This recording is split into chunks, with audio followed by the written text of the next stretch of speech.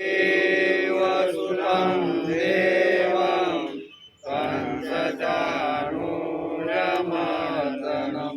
देवकी परमानन्दं कृष्णं वन्दे जगद्गुरुं। गुरुर्ब्रह्मा गुरुर्विष्णु गुरुर्देवो महेश्वरः गुरु साक्षात् परब्रह्म तस्मै श्री गुरुवे नमः। नारायणं नमस्कृत्यं नरं चैव नरोत्तमं देवीं सरस्वती व्यासं ततो जयमुदीरये ततो जयमुदीरये।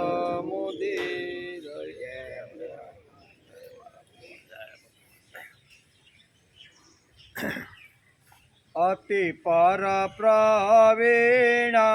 पालितदीनं भक्तादीनं कर्मकरं मोहनमतिधीरं फणिबलवीरम्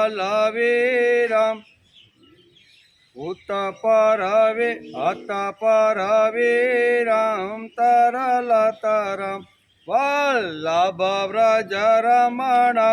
वारिजवदनं अलधरसमनं शैलधरं भज नन्दकुमारं सर्वसुखसारं तत्त्वविचारं ब्रह्मपरम्। જે પરમ પ્રવીણ છે, દિનોના પાલક છે અને ભક્તોના ઈચ્છિત કર્મો કરવાવાળા છે, અત્યંત ધીર મનમોહન શેષના અવતાર બલભદ્ર રૂપ શત્રુઓનો વિનાશ કરનાર અતિશય ચપળ પ્રેમમય વ્રજમાં રમવાવાળા કમલવદન ગોવર્ધનધારી અને બલભદ્રજીને શાંત કરવાવાળા તેવા સર્વ સુખના સારભૂત પરબ્રહ્મ સ્વરૂપ નંદકુમારને તત્વ જાણીને ભજો, એમ વલ્લભાચાર્ય પોતાના સ્તોત્રમાં લખે છે. આજે આપણે શ્રીમદ ભાગવત ચિંતન શરૂ કર્યું, એને 341મો દિવસ. ગઈકાલે આપણે 12મા સ્કંદના 12મા અધ્યાયના 2 શ્લોકનો વિચાર કર્યો, બરાબર. 2 શ્લોકનો વિચાર કરીને ગીતા જયંતિના ઉત્સવની વાતો આપણે સાંભળી. સૂતજીએ સૌનકજી ઋષિઓને કહ્યું કે ભગવત ભક્તિ રૂપ મહાન ધર્મને નમસ્કાર છે, બરાબર ને. અહીંયા સૂતજીએ પણ મંગલાચરણ ગાય અને અહીંયા ભગવાનની સ્તુતિ કરી છે. સૂતજી કહે છે કે હે સૌનકજી, ઋષિઓને કહ્યું કે ભગવત ભક્તિ રૂપી મહાન ધર્મને નમસ્કાર. વિશ્વ વિધાતા શ્રી કૃષ્ણને નમસ્કાર છે. હવે હું બ્રાહ્મણોને નમસ્કાર કરીને શ્રીમદ ભાગવતમાં વર્ણવેલા સનાતન ધર્મનું સંક્ષિપ્તમાં હું તમને વર્ણન સંભળાવું છું. 12 સ્કંદની અંદર જે કાંઈ ચર્ચાઓ અથવા સંવાદ થયો એ સંક્ષિપ્તમાં હું તમને સમજાવું છું. એમાં આપણે ભગવાન શ્રી કૃષ્ણને શ્રીમદ ભગવદ્ ગીતા વિસ્તારથી વર્ણન કરીને ગઈકાલે આપણે સમજવાનો પ્રયત્ન કર્યો. ભારતને ગીતા જેવો અમૂલ્ય ગ્રંથ મળ્યો તેનું કારણ અર્જુન છે. અર્જુન કુરુક્ષેત્રનું મેદાન છોડી ભાગવાનો વિચાર કરતો હતો ત્યારે ભગવાને એને તત્વજ્ઞાન સમજાવ્યું છે. તેથી આપણે આ ભગવદ્ ગીતા મળી છે, બરાબર ને.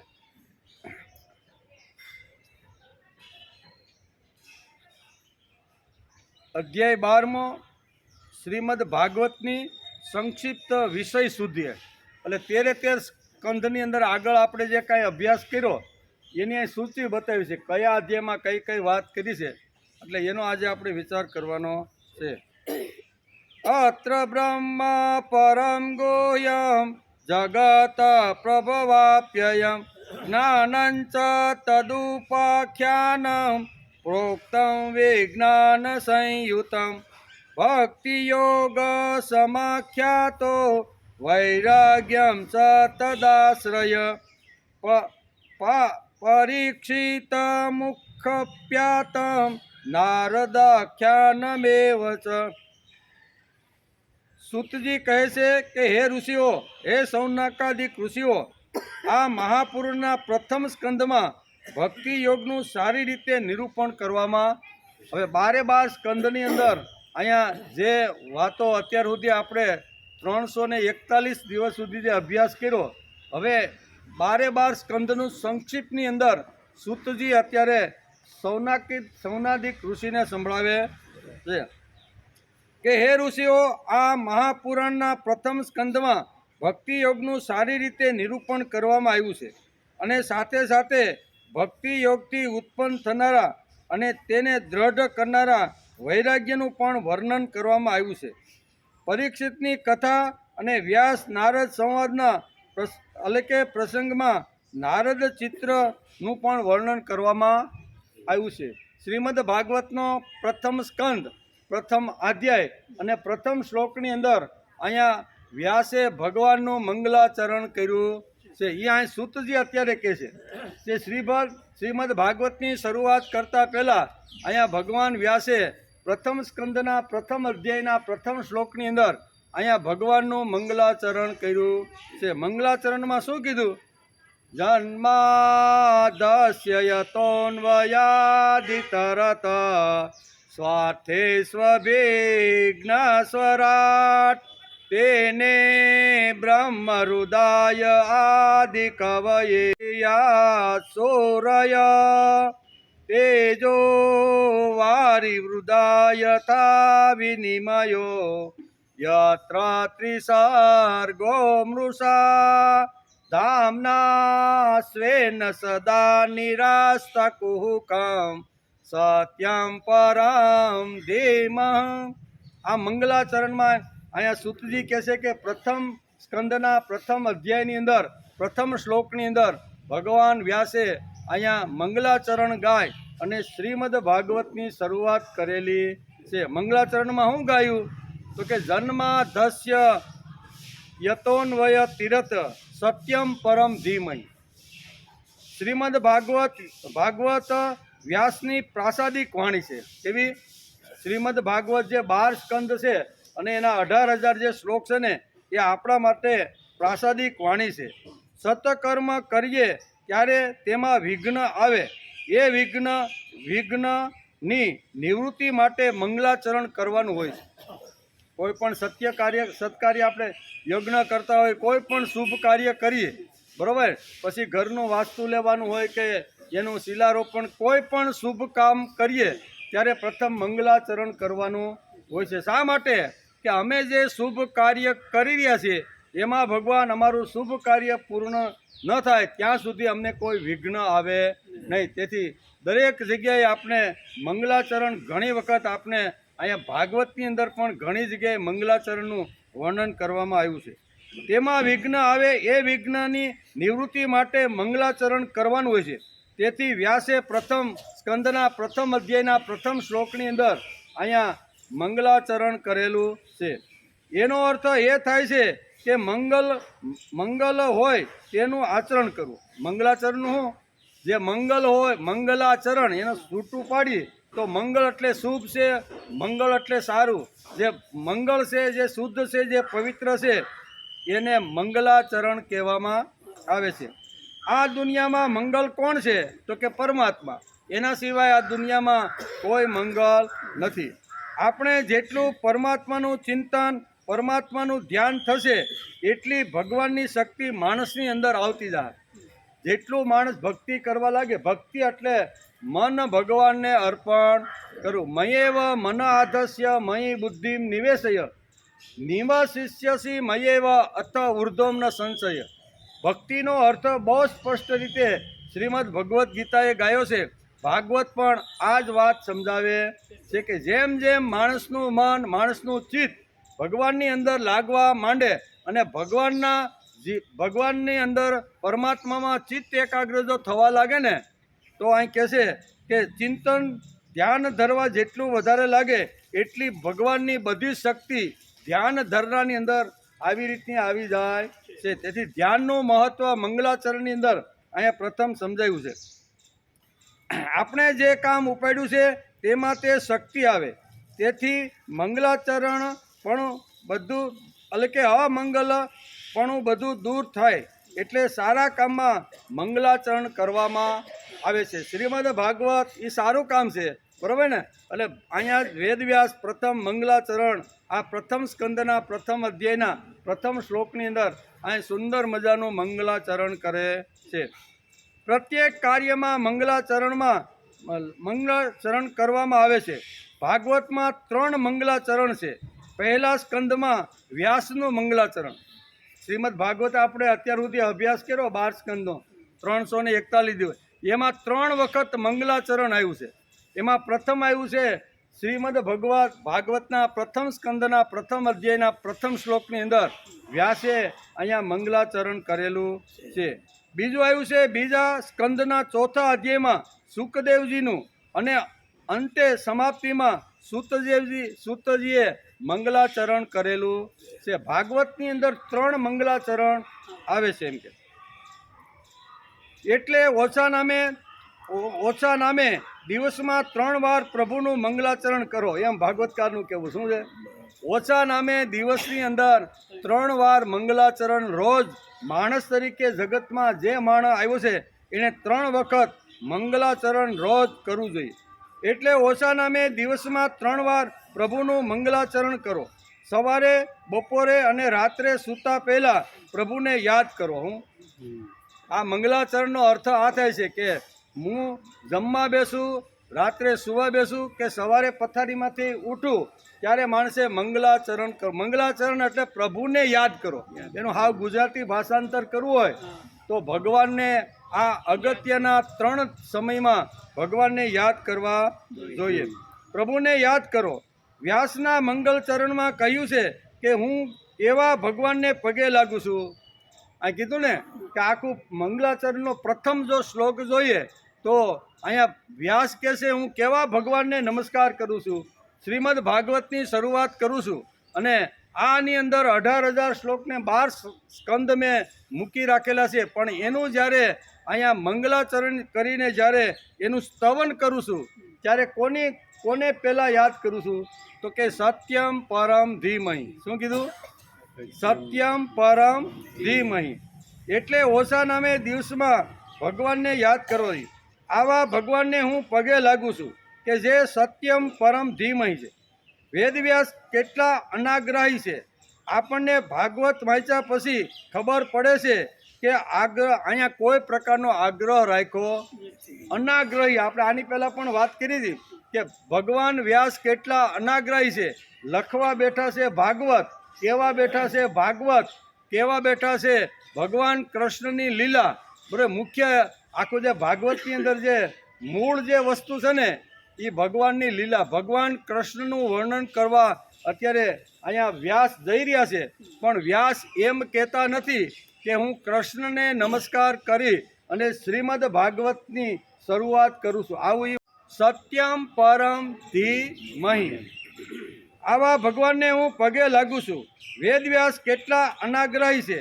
આપણને એટલે કે ભાગવત વાંચ્યા પછી ખબર પડે છે કે વેદવ્યાસે કોઈ પણ પ્રકારનો આગ્રહ રાખ્યો નથી. મંગલાચરણમાં કોઈ દેવનું નામ લખ્યું નથી અહીં. બરાબર ને. આખું જે પહેલો શ્લોક આપણે વાંચી તો એમાં કયા દેવની હું નમસ્કાર કરી અથવા પૂજા કરીને આ ભાગવતની શરૂઆત કરું છું એમાં કોઈ ભગવાનનું નામ લખ્યું નથી. શું લખ્યું છે? સત્યમ પરમ ધીમહિ. મંગલાચરણમાં કોઈ દેવનું નામ ન લખ્યું કે હું વિષ્ણુનું કે શિવજીનું કે માતાજીને પગે લાગી અને શ્રીમદ ભાગવત ગ્રંથની હું શરૂઆત કરું છું. આવું મંગલાચરણમાં એણે લખ્યું નહીં. મંગલાચરણમાં બહુ સ્પષ્ટ રીતે લખ્યું છે કે સત્યમ પરમ ધીમહિ. હું આવી રીતના જે સત્ય છે, પરમ એટલે શ્રેષ્ઠ છે એવા ભગવાનને નમસ્કાર કરીને હું શ્રીમદ ભાગવતની શરૂઆત કરું છું. સત્ય તો રામ પણ હોય, કૃષ્ણ પણ હોય, માતાજી પણ હોય, ગણપતિ પણ હોય, હનુમાનજી પણ હોય. સત્ય તો ઘણું બધું હોય પણ અહીંયા લખવા બેઠા છે ભાગવત, લખવા બેઠા છે ભગવાન શ્રી કૃષ્ણની લીલા, પણ અહીંયા આગ્રહ રાખ્યો નથી કે હું કૃષ્ણને નમસ્કાર કરીને શ્રીમદ ભાગવત લખવાની અથવા બોલવાની શરૂઆત કરું છું. આને કહેવાય અનાગ્રહ. કોઈ પ્રકારનો આગ્રહ રાખ્યો નથી.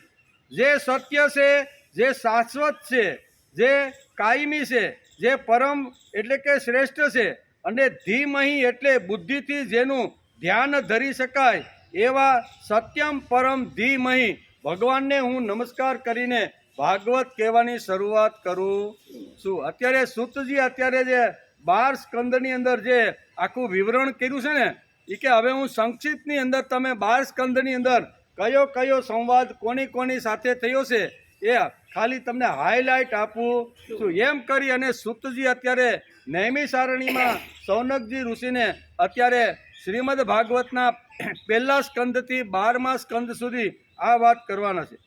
જે સત્ય છે, જે શાશ્વત છે, જે કાયમી છે, જે પરમ એટલે શ્રેષ્ઠ છે, અને ધીમહી એટલે બુદ્ધિથી જેનું ધ્યાન કરી શકાય આવા પરમાત્માને હું નમસ્કાર કરું છું. કે બુદ્ધિથી જેનું ધ્યાન ધરી શકાય એવા પરમાત્માને હું નમસ્કાર કરું છું.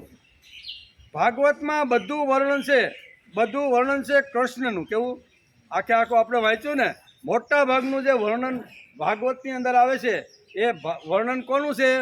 ભગવાન શ્રી કૃષ્ણનું. ભાગવતમાં બધું વર્ણન શ્રી કૃષ્ણનું છે. વિષ્ણુ ભગવાનનું પણ અહીંયા કૃષ્ણને પગે લાગુ એવું પણ લખ્યું નથી. કૃષ્ણને પગે લાગી, વિષ્ણુને પગે લાગી કે માતાજીને પગે લાગી અને હું શ્રીમદ ભાગવતની શરૂઆત કરું છું આવું લખ્યું નથી. સત્યમ પરમ ધીમહી આમ કરી અને પોતાના ગ્રંથની શરૂઆત કરે છે. જો કૃષ્ણને નમસ્કાર કરીને હું ભાગવતની શરૂઆત કરું તો કૃષ્ણના ઉપાસકો એમ કહે કે આ ગ્રંથ તો અમારો છે ભાઈ. શું કે આ જો વ્યાસની કેટલી ટોચની બુદ્ધિ છે. હજારો વર્ષ પછી જે આ ગ્રંથનો અભ્યાસ કરશે અને આ ગ્રંથ માટે લડે ઝગડે નહીં ને, એટલે સત્યમ પરમ ધીમહી કહી દીધું.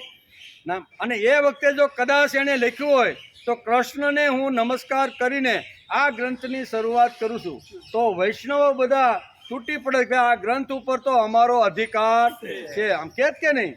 એટલે એણે કોઈ કૃષ્ણનું નામ લખ્યું નહીં, વિષ્ણુ ભગવાનનું નામ લખ્યું નથી, પછી માતાજીનું પણ નામ લખ્યું, કોઈનું નામ લખ્યા વગર અહીંયા ભાગવતકાર વેદવ્યાસ પ્રથમ સ્કંદના પ્રથમ અધ્યાયમાં પ્રથમ શ્લોકની અંદર કહે છે કે સત્યમ પરમ ધીમહી. કૃષ્ણના અને માતાજીનું નામ લખ્યું હોત તો દેવી ઉપાસકો બધા એમ કહે કે આ ગ્રંથ અમારો છે ભાઈ. કારણ કે દેવી ઉપાસક વાળા દુનિયામાં બહુ મોટો વર્ગ છે ને. પછી આ લખ્યું હોત કે હું શિવને નમસ્કાર કરી અને હું આ ગ્રંથની શરૂઆત કરું છું, તો શૈવો પણ તૂટી પીડ્યા હોત કે ભાઈ આ ગ્રંથ ઉપર અમારો અધિકાર છે. આ ભગવાન વ્યાસે પોતે જ લખ્યું છે એમ બતાવતા આપણે. પણ વ્યાસને ખબર હતી કે આ લોકો ઝઘડે નહીં અંદરો અંદર, એટલે સત્યમ પરમ ધીમહી. જે સત્ય છે, જે પરમ છે, જે શ્રેષ્ઠ છે, જે સનાતન છે, બરોબર, એવા ભગવાનને હું નમસ્કાર કરી અને શ્રીમદ ભાગવતની શરૂઆત કરું છું. શ્રીમદ ભાગવતના પ્રથમ સ્કંદના પ્રથમ અધ્યાયમાં પ્રથમ શ્લોકમાં લખ્યું છે કે સત્યમ પરમ ધીમહી. આપણી સંસ્કૃતિ કેટલી અનાગ્રહી છે, કોઈના ઉપર ઠોકી બેસાડો નહીં. ના ના, અમારું સત્ય છે, તમે તો બધા ગામ ગપાટાવાળા, ઠોકી બેહાડવાની વાત અહીંયા વેદ વ્યાસે કરી નથી. તમારી બુદ્ધિમાં ઉતરતું હોય, તમને કરવા જેવું લાગતું હોય તો કરો, નકર તમે નમે છૂટા. પણ આપણે ઠોકી બેહાડો ને ભાઈ, તારા કરતાં અમારું સારું હો ભાઈ. તારો તો મહણમાં રેન રાખ ભૂએન ભૂત અને ટોળીનો આવી રીતનો છે તારો ભગવાન, અને અમારો તો વિષ્ણુ કેટલો રૂપાળો, કેટલા ઘરેણા, કેટલા એના ઉપવસ્ત્રો, એનો મુગુટ જોવો, એનું બધું ચમકા, એ તારા કરતાં અમારો હારો એમ. આવું ન થાય એટલા ભાગવતકારે કેટલા અનાગ્રાહી છે કે એણે એ જ લખી રાખ્યું સત્ય, જે સત્ય છે, જે પરમ છે, જે કાયમનો છે, એનું તમે આવી રીતનું બુદ્ધિથી તમે એને નમસ્કાર કરો. એમાં બધા જ આવી જાય. આપણે જેને જેને માનતા હોય ને એ બધા જ એમાં આવી જાય. એટલે અહીંયા બહુ સરસ રીતે કર્યું છે. નહીં એણે કૃષ્ણનું નામ લખ્યું કે ન લખ્યું, એણે શિવનું નામ લખ્યું કે ન લખ્યું એને માતાજીનું નામ, કોઈ નામ લખ્યા વગર અહીંયા અનાગ્રહી એવા વેદવ્યાસ પ્રથમ સ્કંદની અંદર પ્રથમ અધ્યાયના પ્રથમ શ્લોકમાં સત્યમ પરમ ધીમહિ કહીને આખું અનાગ્રહી દર્શન કરાવે છે. ભગવાને માણસને બુદ્ધિ આપી છે, બુદ્ધિ વાપરે. ભગવાન આપણે બુદ્ધિ આપી છે ને, સાંભળ્યા પછી આપણે બુદ્ધિ વાપરવી જોઈએ. દાદા ઘણીવાર કહે ને કે ગાય ઘાસ સરીને આવે અને પછી શાંતિથી પોતાના કોઠામાં બાંધી અને ધીમે ધીમે ઓગાળે છે. ઓગળેલો જે ખોરાક છે ને એનો વાગોળી પછી સફેદ ખાધો હોય, પછી લીલા કલરનો ઘાસ ખાધો, ગમે તે પીળો ખાધો હોય, પણ વાગોળી અને લીલા કલરનું ઘાસને એ સફેદ દૂધની અંદર રૂપાંતર કરી દે છે. તેથી આપણે કોઈ જગ્યાએથી વિચારો સાંભળ્યા હોય, સાંભળવાની છૂટ છે, પણ સાંભળ્યા પછી એના ઉપર મનોમંથન કરવાનું, એના ઉપર વિચાર કરવાનો, કેટલો રાખવાનો ને કેટલો ફેંકી દેવાનો છે. એટલે અહીંયા આપણી ભારતીય સંસ્કૃતિ એટલી અનાગ્રહી છે કે ઠોકી બેહાડવાની વાત જ નથી ભાઈ. કે ના તારું ખરાબ ને અમારું સારું, તું તારી વાત મૂક સમાજમાં, સમાજને લાગશે કે આ ઉપાડવા જેવું છે તો ઉપાડશે, નકર ભલે નહીં કાલના પેટમાં દટાઈ જાય. આપણે વાંધો શું છે ભાઈ? આ આપણે ભાગવતકાર વેદવ્યાસ પોતાના આવી રીતના ચરિત્ર અને પોતાની વાણીની અંદર આ બધું આપણે ભાગવતકાર સમજાવે છે. ભગવાને માણસને બુદ્ધિ આપી છે, બુદ્ધિ વાપર અને સ્વીકારાય તો સ્વીકાર, બરોબર ને? બુદ્ધિ વાપર અને સ્વીકારાય તો સ્વીકાર, નકર ફેંકી દે. અહીં ક્યાં આમાં લખેલું છે કે તારે આજ કરવું જોઈએ એમ. ધ્યાન એક દેવનું ધરો, વંદન બધાને કરો. ભાગવતકાર શું છે? આપણા જે ઈષ્ટદેવ હોય, આપણે જેને ભગવાન તરીકે રાખ્યા હોય ને, ધ્યાન કરવા જ્યારે બેસીને ત્યારે આપણું મન એ જ ભગવાનમાં હોવું જોઈએ. પણ ધ્યાનમાંથી જ્યારે ઉઠ્યા અને સમાજની અંદર જ્યારે આપણે ફર્યા ત્યારે બધા દેવને નમસ્કાર કરો. આ કેટલા વ્યાસ અનાગ્રહીને કેટલું ઊંડું તત્વજ્ઞાન ભાગવતના પ્રથમ સ્કંદની અંદર આપને સમજાવે છે. ધ્યાન એક દેવનું ધરો, વંદન બધાને કરો. ધ્યાનમાં એક મૂર્તિ રાખો, પણ વંદન બધા દેવતાઓને કરો. શું કહે છે? ધ્યાન ધરવાનું હોય તો મૂર્તિ બદલાવાની ને. આજે રામ લીધો, કાલે કૃષ્ણ લીધો, પ્રમદી કે આમાં જામી નહીં, હવે શિવજીને લ્યો, શિવજીને ઓળી 2-3 વર્ષ ઉપાસના, આમાં કાંઈ જામી નહીં, હવે માતાજીને પકડો. અહીંયા ભાગવતકાર બહુ સ્પષ્ટ રીતે કહે છે કે ધ્યાન કોઈ પણ એક દેવતાનું તમે ધરો અને નમસ્કાર બધા દેવતાઓને કરો. નમસ્કાર કરવાની આવી નહીતર ઘણા લોકો શું કે હવે અમે હામુય ન જોઈ, મંદિર પાસે નીકળે ને આમ મોઢું ફેરી, કેમ ભાઈ આ ભગવાન? એ કે અમે એમાં માનતા નથી. એ તો આ બધા કે માહણમાં રહેવાવાળો છે. એ કહ્યું હું કે આવું થાય કે ન થાય? તેથી ભાગવતે કેટલું ઊંડાણથી આપણે આ બધી વાતો પ્રથમ સ્કંદમાં સમજાવવાનો પ્રયત્ન કર્યો છે. ધ્યાન એક દેવનું ધરો, વંદન બધાને કરો. ધ્યાનમાં એક મૂર્તિ રાખો, પણ વંદન બધા દેવતાઓને કરો. મનને એકાદ મૂર્તિમાં લગાડો, કારણ કે મનને જન્માંતર મનને ભટકવાની ટેવ પડી ગઈ છે. જન્માંતર સુધી આપણે મન લઈને આવ્યા છીએ ને, આ કાંઈ આજનું મન છે નહીં. જન્માંતરમાં આપણો જે કાંઈ ચક્કરમાં આવતા ગયા ને જન્મો લેતા ગયા, એ જન્માંતર સાથે આપણું મન આવે છે અને એ મનને ભટકવાની બહુ ટેવ પડી ગઈ છે. તેથી મનને કંટ્રોલ કરવા માટે કોઈ એક દેવની તમે સાધના કરો, એની અંદર મન લગાડો અને એની અંદર જેટલું મન આપણે લગાડતા જશું ને એટલી દેવની શક્તિ મારા શરીરમાં દાખલ થશે. આ ભક્તિનું મહત્વ ભાગવતકારે બહુ સરસ રીતે અહીંયા સમજાવવાનો પ્રયત્ન કર્યો છે. ધ્યાન કરવાથી મન શુદ્ધ થાય છે, કીર્તન કરવાથી જીવન પવિત્ર બને છે. એટલે કે મન દેવથી શુદ્ધ, એટલે કે ધન જે છે આપણું, જે ધન એ દાન કરવાથી શુદ્ધ જેમ થાય ને, જેમ દાન કરો એટલે ધન આપણું શુદ્ધ થયું. પણ મનને જો શુદ્ધ કરવાનું હોય તો મન દાન કરવાથી શુદ્ધ થતું નથી. મનને જો શુદ્ધ કરવાનું હોય તો એ મનને મારે ભગવાનની અંદર જબોળવું પડે.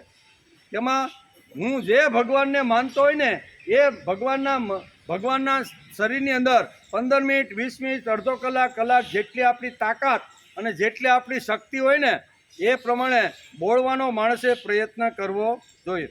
પરમાત્માનું ધ્યાન ધરો. ભાગવતમાં આ સિદ્ધાંત વારંવાર આવ્યો છે. કેવું? આપણે બધા ઘણા બધા સ્કંદની અંદર જોયું ને તો વારંવાર ઘણી બધી જગ્યાએ આવ્યું છે કે મન ભગવાનને આપો, ચિત્ત ભગવાનમાં એકાગ્ર કરો, ધ્યાન ધરો. આવી રીતનું ઘણી બધી જગ્યાએ ઘણા બધા શ્લોકની અંદર વ્યાસે ઉલ્લેખ કર્યો છે. પરમાત્માનું ધ્યાન ધરો. ભાગવતમાં આ સિદ્ધાંત વારંવાર આવ્યો છે. તે આપણે 12મા સ્કંદ સુધી જોયું. 12મા છેલ્લો જે સ્કંદ અત્યારે આપણે જેનો અભ્યાસ કરી છે ત્યાં સુધી વચ્ચેના જે સ્કંદો આવ્યા એમાં વારંવાર ધ્યાન ધરો, ભક્તિ કરો, મન એકાગ્ર કરો, મન પ્રભુની અંદર બોલો. આવી રીતનું વારંવાર ઘણા બધા શ્લોકોમાં અધ્યાયોમાં આ બધી વાતો આવી છે. જપ કરો, ધ્યાન કરો, કીર્તન કરો, ચિત્ત એકાગ્ર કરો. આ સિદ્ધાંત ભાગવતમાં વારંવાર આવ્યો છે. તેનું કારણ શું ભાઈ? એકવાર અહીંયા વ્યાસે લખી નાખ્યું હોત કે ભાઈ ધ્યાન કરો, કીર્તન કરો, મન ભગવાનને અર્પણ કરો, પછી બીજી વાર લખવાની શું જરૂર? પણ એ વારંવાર બીજી વાર, ત્રીજી વાર, ચોથી, પાંચમી વખત પણ ભાગવતની અંદર એકની એક વાત વારંવાર કીધેલી છે. જપ કરો, ધ્યાન કરો, કીર્તન કરો, ચિત્ત એકાગ્ર કરો. આ સિદ્ધાંત ભાગવતમાં વારંવાર આવ્યો છે. તેનું કારણ શું? આપણે જ્યારે અભ્યાસ માટે બેઠા હોઈએ ત્યારે એકની એક વાત વારંવાર બોલવી પડે. ભાગવત કથા કરવા બેઠા હોય ત્યારે તો 7 દિવસમાં બધું પૂરું કરવાનું હોય, એટલે એ પ્રમાણે વ્યાસને હાલવાનું હોય. જે વ્યાસપીઠ ઉપર બેઠા હોય એને 7 દિવસમાં બધું ભેગું કરવું ને, એટલે ઘણું છોડવું પડે, ઘણું વધારે એના ઉપર ભાર દેવો પડે, ઘણું બધું આમ તેમ કરે. એટલે અહીં કહે છે કે જે અભ્યાસ કરવા માટે જે વખતે માણસ બેસે છે ત્યારે એકની એક વાત વારંવાર બોલવી જોઈએ અને વારંવાર કહેવી જોઈએ. આપણે જ્યારે અભ્યાસ માટે બેઠા હોઈએ ત્યારે એકની એક વાત વારંવાર બોલવી જોઈએ.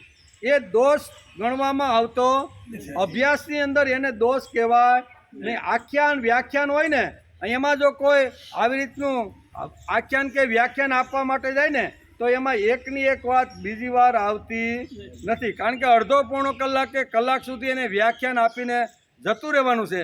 એટલે એને જે મુદ્દાઓ જે રીતે તૈયાર કર્યા હોય એ જ રીતે એનું વર્ણન, એમાં એક વાત કીધેલી બીજી વખત આવતી નથી. પણ જ્યારે અભ્યાસ કરવાનો હોય ને ત્યારે તો એકની એક વાત અનેક, તો આપણો અભ્યાસ પાકો થાય. આપણે બધાને બહુ ખબર છે કે આપણે જ્યારે નાના હતા અથવા આપણા નાના પોયરાને લઈ, છોકરાને લઈ અને નિશાળે જ્યારે 5-7 વર્ષનું થાય ને ત્યારે આપણે એને નિશાળે મૂકવા જતા જૂના કાળમાં. અત્યારે તો બધી પાટી ગઈ ને પેને ગયું ને બધું ગયું, પણ જૂના કાળમાં પાટી અને પેન બે જ વસ્તુ. નાનું બાળક જ્યારે ભણવા જાય ને ત્યારે આ બે વસ્તુ આપે, એક પાટી આપે ને એક ઘૂંટવા માટે પેન. એટલે બાળકને પહેલી વાર, પ્રથમવાર જ્યારે નિશાળની અંદર મૂકવામાં આવે, બાપ એનો હાથ શિક્ષકના હાથમાં સોંપે અને કે ભાઈ હવે તમે આને સંભાળવાનો, ભણાવવાનો તમારે છે. શિક્ષક શું કરે? પાટી પાસે જાય, હાથમાં બાળકને પેન આપે, સરસ મજાનો પહેલાં જે શિક્ષક હોય ને સરસ મજાનો એકડો ઘૂંટી જાય. એકડો ઘૂંટી આખી પાટીમાં હમાય ને એવડો મોટો આમ એકડો ઘૂંટે અને પછી બાળકને કે ભાઈ તારે આમ છે ને ઘૂંટે રાખવાનું. કેવું? એ ઘૂંટતા ઘૂંટતા શું થાય? હાથીના પગ જેવો થઈ જાય કે નહીં? એકવાર ઘૂંટ્યો, 2 વાર ઘૂંટ્યો, 3 વાર ઘૂંટ્યો, આમ ઘૂંટી ઘૂંટીને કેવા હાથીના પગ જેવો એ બનાવી દે છે. એકડો ક્યાં સુધી ઘૂંટવાનો? કે જ્યાં સુધી મગજમાં ફિટ ન થાય ત્યાં સુધી. આ બાળકને એકડો ક્યાં સુધી ઘૂંટવાનો? કે એના મગજમાં હવે ફિટ થઈ જવું છે કે આ એકડે એક, હવે પછી બગડો આવે, બરોબર? તો એ પછી આ પહેલો તો ઘૂંટવું જ પડે. હાથીના અથવા દોરડા જેવો જાડો કરી દે કે હાથીના પગ જેવો કરી દે. શા માટે ભાઈ? તો કે જ્યાં સુધી એકડો મગજમાં ફિટ ન થાય ત્યાં સુધી બાળકને શિક્ષક કહે છે કે ભાઈ તારે આ ઘૂંટે રાખવાનું. એમ આપણે અભ્યાસ કરવા માટે બેસીને ત્યારે વેદવ્યાસને ખબર છે કે અભ્યાસ કરવા માટે જે ભાગવત લઈને બેઠા છે ને એના માટે એને કહી રાખ્યું છે કે એકની એક વાત મારે વારંવાર કહેવી પડશે. તેથી પ્રથમ સ્કંદથી 12મા સ્કંદ એટલે 335 અધ્યાયની અંદર વારંવાર આવી રીતનું મન ભગવાનને આપો, ચિત્ત એકાગ્ર કરો, ધ્યાન કરો, આજુબાજુનું વાતાવરણ શુદ્ધ રાખો, આવી રીતનું સરસ મજાનું આસન પાથરો અને પછી તમે ધ્યાન ધરો. આવું વારંવાર ઘણા અધ્યાયની અંદર ભાગવતકાર વેદવ્યાસે લખ્યું છે. શા માટે? કે આપણે તો અહીંયા અભ્યાસ કરવા માટે બેઠા છીએ, આપણે કાંઈ ભાગવત કરવાના નથી. ભાગવત જો કરવાની હોય તો 7 દિવસમાં પૂરી થાય. અહીં તો 342 દિવસ થવાના. કેટલા? 342 દિવસની અંદર આપણે 18,000 શ્લોક ને 335 અધ્યાયનો આપણે અભ્યાસ કરવાનો છે. એકડો ક્યાં સુધી ઘૂંટવાનો? જ્યાં સુધી મગજમાં ફિટ ન થાય ત્યાં સુધી ઘૂંટવાનો. પછી જરૂર પડતી, પછી કાંઈ જરૂર નહીં. એકવાર ઘૂંટાઈ ગયું પછી ગમે ત્યાં ભલે નહીં એકને એક વાત ક્યાં સાંભળી હોય તો માણસના મગજમાં સીધી ફીટ, પછી એને બીજી વાર યાદ કરવાની જરૂર રહેતી નથી. વસુદેવ અને દેવકીએ કારાવાસમાં 11 વર્ષ ધ્યાન ધર્યું. કેટલા? તમે આખી ભાગવતકારે લખ્યું છે. આ પહેલા સ્કંદની અંદર કેટલી વાતો આવી છે ને, એ સૂતજી અત્યારે અહીંયા કોને કહે છે? નૈમિષારણ્યમાં જે 88,000 જે ઋષિઓ સૌનકાદિક મુનિઓ બેઠા છે એને અત્યારે સંક્ષિપ્તની અંદર 12 સ્કંદની અંદર કેવી રીતનો સંવાદ થયો, કયા અધ્યાયમાં કેવી રીતની વાત આવીને એ બધી વાતો સમજાવે છે. દેવકી અને વસુદેવને કારાવાસમાં 11 વર્ષે ધ્યાન ધર્યું. ધ્યાન ધરવાથી શક્તિ આપણી અંદર આવે છે. શું થાય? એકવાર ખરા અર્થમાં જો ધ્યાન ભગવાનમાં લાગી ગયું તો ભગવાનની બધી શક્તિ આપણી અંદર આવે છે. તેથી ભાગવતકારે પ્રથમ સ્કંદના પ્રથમ અધ્યાય અને પ્રથમ શ્લોકમાં શબ્દ વાપર્યો છે સત્યમ પરમ ધીમહિ. કારણ કે ઈશ્વર કહે છે તે બધી જ લીલા છે અને હું અને આપણે બધા જે કરીએ છીએ તે બધી ક્રિયા છે. ભગવાન કરે તે લીલા અને આપણે કરીએ તે ક્રિયા. ક્રિયા શા માટે? તો એનું પણ અહીં બહુ સુંદર રીતે ઉલ્લેખ કરવામાં. ભગવાનની કોઈ પણ લીલા હોય, પછી ગોવર્ધન પર્વત તોડવાનો હોય, પછી આવી રીતના જંગલની અંદર ઘણા બધા રાક્ષસોને હણવાનો હોય, પિતાને આવી રીતના રાક્ષસના મોઢામાંથી પાછો લાવવાનો હોય, ગોપીઓ સાથે ચીરહરણ કરવાનો હોય, કાલી નાગને નાથવાનો હોય, અસુરોને બધાને ખલાસ કરવાનો હોય. પણ એ શું કહેવાય?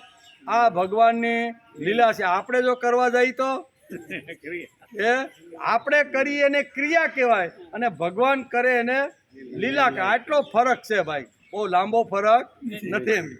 કારણ કે ઈશ્વર કરે તે બધી લીલા છે અને હું અને આપણે બધા જે કરીએ છીએ તે બધી ક્રિયા છે.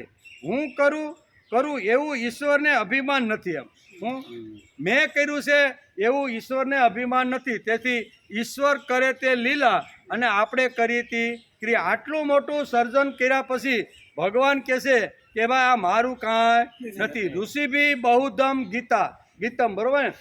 આ ગીતામાં ગઈકાલે આપણે અભ્યાસ કરતા હતા કે ઋષિભી બહુધમ ગીતમ, કે હે અર્જુન હું તને જે કાંઈ કહું છું ને એ મારું કોઈ મૌલિક વસ્તુ નથી.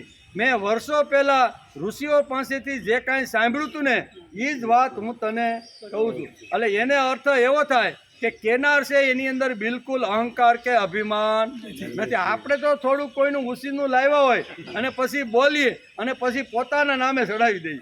હવે આનાથી મોટો ચોર બીજો કયો હોય? કીધું હોય કોઈ મહાપુરુષે, કોઈએ લખ્યા હોય સારામાં સારા ભાવગીત અને એકાદી નીચેથી કડી કાઢી અને પછી આપણા નામની લગાડી દઈએ. કેમ કે આ ફલાણા મહારાજે તે ગાયું નથી. આ તો વર્ષો પહેલાં કોઈ આવી રીતના મહાપુરુષ આવ્યા છે એના સાનિધ્યમાં બેસીને જે વાણી સ્ફુરી છે ને એમાંથી આ નીકળેલું આ પ્રવાહી છે. પણ ઘણીવાર આવી રીતનું થાય. અહીંયા ભગવાન જેવા ભગવાન કહે છે કે આ મારું કાંઈ નથી. એમ કે ઈશ્વર કરે એમાં અહંકાર નહીં, સ્વાર્થ નહીં. ઋષિઓએ હજારો વર્ષ પહેલાં જે ગાયું છે તે જ હું તમને કહું છું. ઈશ્વર કરે તેમાં તેને આસક્તિ નહીં. તેથી ઈશ્વર કરે તેને લીલા કહેવાય. લોકવતુ લીલા કેવલ્યમ. આમ ભાગવતકાર બહુ સ્પષ્ટ કહે છે. હું અને તમે એટલે કે હું અને તમે કરીએ તેમાં ક્રિયા હોય છે. એમાં થોડો ઘણો સ્વાર્થ, થોડું ઘણું અભિમાન, થોડો ઘણો અહંકાર અને થોડી ઘણી આસક્તિ પણ હાથમે પડદે પણ થોડીક આસક્તિ અથવા અહંકાર અથવા અભિમાન અથવા સ્વાર્થ તો પડેલો હોય છે. તેથી તેને ક્રિયા કહે. પણ ભગવાન જે કાંઈ કરે છે એમાં એનો સ્વાર્થ, આસક્તિ અથવા કોઈ પ્રકારનું અહંકાર કે અભિમાન હોતું નથી. તેથી ભગવાને જે કાંઈ કર્યું જન્મથી અંત સુધી, એ ભગવાને જે કાંઈ કર્યું ને એ ભગવાનની બધી લીલાઓ કહેવાય છે. અને આપણે જન્મથી મૃત્યુ પછી 100 વર્ષ સુધીમાં મારે જાય ને ત્યારે જે કાંઈ કરીશી એ આપણી બધી ક્રિયા કહેવામાં આવે છે. ઈશ્વરને ઉત્પત્તિ સ્થિતિ અને લયમાં આનંદ છે. તેમાં ઈશ્વર આસક્તિ અભિમાન કે રાખતા નથી. ઈશ્વરને કોઈ આસક્તિ પણ નથી, અભિમાન પણ નથી અને કાંઈ જ નથી. બરોબર. ઉત્પત્તિ સ્થિતિ અને આવી રીતનું લય કરવાવાળા જે ભગવાન છે એવા ભગવાનને દિવસમાં 3 વખત યાદ કરવા જોઈએ. એમ મંગલાચરણની અંદર અહીંયા પ્રથમ કહે છે કે પહેલા અધ્યાયની અંદર અહીંયા વ્યાસે મંગલાચરણ કર્યું, પછીના અધ્યાયની અંદર સુખદેવજીનું આવી રીતનું મંગલાચરણ છે, અને છેલ્લા અંતે અહીંયા સુખદેવજી શું કહેવાય અહીંયા સૂતજીએ જે ભગવાનને જે વર્ણન કર્યું છે એ 3 મંગલાચરણ અહીંયા ભાગવતની અંદર લખેલા છે. મહાભારતમાં 100 કૌરવો મરી ગયા. એક દર્શાન છે. મહાભારતમાં 100 કૌરવો મરી ગયા પછી જે વાહે વૈધા ને તે બધાએ કૃષ્ણ ભગવાનની સ્તુતિ કરી. આવા 70 જણા લોકોએ કુરુક્ષેત્રના મેદાનની અંદર આગું બધું સાફ થઈ ગયું, અને જેટલા વૈધા એ બધા કુરુક્ષેત્રમાં આવે છે. અને કુરુક્ષેત્રમાં આવી અને 70 વ્યક્તિઓએ અલગ અલગ રીતે ભગવાનની સ્તુતિ કરી છે. અને એ ભગવાનની જે 70 લોકોએ જે સ્તુતિ કરી અને એનો જે ગ્રંથ બન્યો એનું નામ છે પાંડવ ગીતા. કેવી? પાંડવ ગીતાની અંદર 70 અલગ અલગ વ્યક્તિઓએ ભગવાનની સ્તુતિ કુરુક્ષેત્રના મેદાનમાં કરેલી છે. અને એ ગ્રંથનું નામ છે પાંડવ ગીતા. મહાભારતની મુખ્ય વ્યક્તિઓએ વધી તેમાં બધાએ આ પ્રકારની 70 લોકોએ આ રીતની અલગ અલગ સ્તુતિ કરી છે. તમે અજન્મા છો, તમે સત્ય છો, તમે પરબ્રહ્મ છો, તમે પરમાત્મા છો. આમ 70 લોકોએ અલગ અલગ રીતે ભગવાનની સ્તુતિ કરેલી છે. એને આપણે પાંડવ ગીતા કહીએ છીએ. 70 જુદી જુદી વ્યક્તિઓએ સ્તુતિ કરી છે. દુર્યોધનની બા ગાંધારી એમાં પાંડવ ગીતામાં પણ એક સ્તુતિ કરે છે. એમાં કઈ સ્તુતિ? ત્વમેવ માતા ચ પિતા ત્વમેવ બંધુ સખા ત્વમેવ વિદ્યા દ્રવિણમ ત્વમેવ સર્વ મમ દેવ. આ કોણે સ્તુતિ કરી છે? ભગવાન શ્રી કૃષ્ણને ગાંધારી માતાએ, દુર્યોધનની માતાએ સ્તુતિ કરી છે. અને સ્તુતિ કર્યા પછી એકદમ ગાંધારીના ચમકારો થયો. હું કે આ મેદાનની અંદર જે મારી સામે કૃષ્ણ ઊભો છે અને જેની હું સ્તુતિ કરું છું એને જ મારા 100 દીકરાને મારી નાખ્યા છે. પછી ધ્યાન આવ્યું, એક તો ભગવાનની સ્તુતિ તો ગાંધારી માતાએ કરી લીધી કે તમે માતા ચ પિતા, તમે જ માતા છો, તમે જ પિતા છો, તમે જ બંધુ છો. આવું ગાંધારી માતાએ સ્તુતિ કરી, અને સ્તુતિ કરીને છેલ્લો શબ્દ બોલે છે ત્યારે એને મગજની અંદર ચમકારો થયો કે આ 70 લોકોએ અલગ અલગ સ્તુતિ કરી, મેં પણ કરી, પણ એના ધ્યાનમાં આવ્યું કે મારા 100 છોકરાને મારવા વાળો આ સામે ઊભો છે ને એને જ મારા છોકરાને મરવી નાખ્યા છે. એટલે હવે શું કરવાનું? એટલે ગાંધારી માતા એને શ્રાપ આપી દે છે કે જેમ તે મારા દીકરાને મારી નાખ્યા ને ભાઈ, અમારો વંશ ઉજવડી નાખ્યો ને, એમ તારા વંશમાં પણ કોઈ રહેશે. ગાંધારી માતાએ સીધો શ્રાપ આપી દીધો. આ પાંડવ ગીતાની અંદર આ વર્ણન અહીં બહુ સરસ રીતે કર્યું છે. 70 એટલે કે જુદી વ્યક્તિએ સ્તુતિ કરી છે. દુર્યોધનની બા ગાંધારી એમાં પાંડવ ગીતામાં ત્વમેવ ગાય છે. પછી ગાંધારીને ખબર પડી કે મારા 100 છોકરાઓને કૃષ્ણે માથે ઊભા રહીને મરવી નાખ્યા છે. હું 100 છોકરાઓને માથે ઊભા રહીને મરવી નાખ્યા છે. ત્યારે એણે શાપ આપ્યો છે કે મારા વંશમાં જેમ મારા છોકરા બધા ગયા ને એમ તારા વંશમાં પણ કોઈ રહેશે નહીં.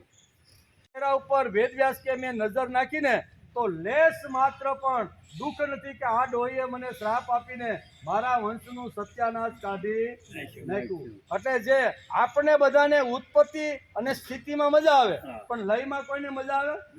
નાશ થવાની વાત આવે, બધું ધન જવાની વાત આવે, દીકરા જવાની વાત આવે, નાશ થવાની વાત આવે ને ત્યારે માણસને ગમતું નથી. નાશ થવાની વાત ગાંધારીએ કરી, પણ છતાંય ભગવાન કેવા છે?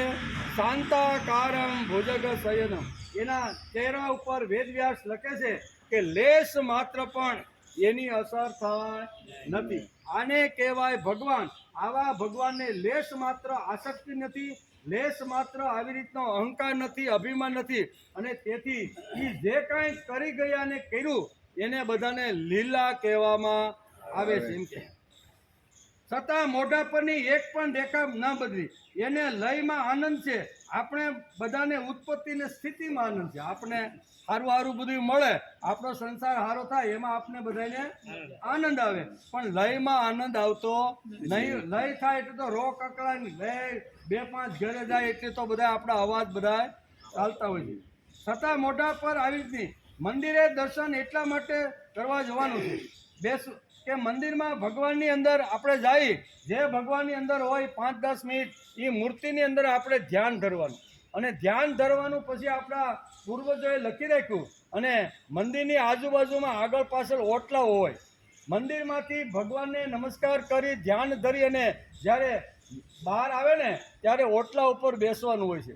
હવે ઓટલા ઉપર બેસવાનું શા માટે? આપણે કોઈને પૂછી કે કાંઈ નહીં, કે ભગવાનના દર્શન કરી લીધા, અંદર તો બીડી પીવા. એ ભગવાનની મૂર્તિ મનની અંદર તમે સ્થિર કરી, એ જ મૂર્તિને લઈને ઓટલા ઉપર આવી અને ત્યાં ધ્યાન ધરવાનું છે કે હું મંદિરમાં ગયો તો મંદિરની અંદર મૂર્તિની અંદર કેવી રીતનો શણગાર હતો, કેવી રીતનો શૃંગાર હતો, કેવી રીતનો આવી રીતનો હતો. આ બધું મનની અંદર 5-10 મિનિટ ઓટલા ઉપર બેસીને આ બધી વાતો કરવાની છે. પણ આજે શું કરે છે? બેનો ભેગી થાય ને ઓટલા ઉપર દર્શન કર્યા પછી એકાબીજાને પૂછે, કાંઈ બાબલો થયો? બરોબર, આવું પૂછે કે નહીં? આવું આ ગામ ગપટ્ટા સિવાય બીજા કાંઈ ધંધા હાલતા નથી એમ કે. તેથી અહીં ભાગવતકાર બહુ સ્પષ્ટ રીતે આ બધી વાતો સમજાય. મંદિરે દર્શન એટલા માટે બેસવાનું, દર્શન કર્યા પછી એટલે કે ધ્યાનની જરૂર છે. તેથી બુદ્ધિમાન કે કેટલા અનાગ્રહી, કોઈ નામ રામનું નામ લખ્યું, કૃષ્ણનું ન લખ્યું, શિવજીનું ન લખ્યું, માતાજીનું ન લખ્યું, મંગલાચરણમાં કોઈનું નામ લખ્યું નહીં. કેટલા અનાગ્રહી છે, વિચાર કરવો જોઈએ. વ્યાસ કેટલા અનાગ્રહી છે. કોઈ પર લાદી દેવું, ભોંકી બેહાડવું એ ભારતીય સંસ્કૃતિ નથી. હું કોઈને લાદ લાવ્યા તારે મારો, તું વિચાર પેલી ભાઈ, એને ઉપાડવો હોય છે તો ઉપાડજે. વિચાર કહેવાનો તારો હક છે. એને ઉપાડો નહીં ઉપાડો, રાખવો નહીં રાખવો, ફેંકી દેવો કે દાટી દેવો, એ એને સમજવાનું છે. આ ભારતીય સંસ્કૃતિ આટલી અનાગ્રાહી છે. મહાપુરુષો જ્યારે જ્યારે જગતની અંદર આવે ને ત્યારે આપણે આ વાતો બધી સમજાવે છે કે ભારતીય સંસ્કૃતિ કેટલી અનાગ્રાહી છે. તે ભાગવતમાં વેદ વ્યાસે લખ્યું છે. કેટલી અનાગ્રહી, કોઈ ઉપર લાદી દેવું, ઠોકી બેસાડવું એ આપણી સંસ્કૃતિ નથી. ઉપાસનાના અલગ અલગ સાધનો માણસને ઈશ્વર પાસે લઈ જાય છે. બરાબર, ઉપાસનાના અલગ અલગ સાધનો હોય. કોઈ રામને માને, કોઈ કૃષ્ણને માને, કોઈ ગણપતિને, કોઈ શિવજીને. બરાબર, એ બધા કોઈ પણ છે. આપણે દરેક ગામડામાં નાની મોટી નદીઓ બધી નીકળે કે ન નીકળે? બધી નદીઓ નીકળતી હોય તો એ બધી નદી અંતે ક્યાં મળે છે? સમુદ્ર ભેગી થઈ જાય. એમ ઉપાસના કોઈ પણ માણસ કોઈ પણ રીતે કરે, રામની કરે, કૃષ્ણની કરે, માતાજીની કરે, ગણપતિની કરે, હનુમાનજીની કરે, અને છેલ્લામાં છેલ્લા માતાજી હમણાં જે પ્રગટ થયા હોય ને એની ભલેની ઉપાસના કરી, એમાં કઈ આપણી ના નથી. પણ બધી જ નદીઓ જેમ સમુદ્રને મળે છે એ એવા ભગવાનને પગે લાગો કે જે અવિનાશી છે. અહીંયા શું કીધું છે? એવા ભગવાનને પગે લાગો જે અવિનાશી છે, સત્ય છે, સનાતન છે, નિત્ય છે. સુખ દુઃખમાં ભગવાનનું સ્વરૂપ બદલાતું, એને સુખ આવે દુઃખ આવે.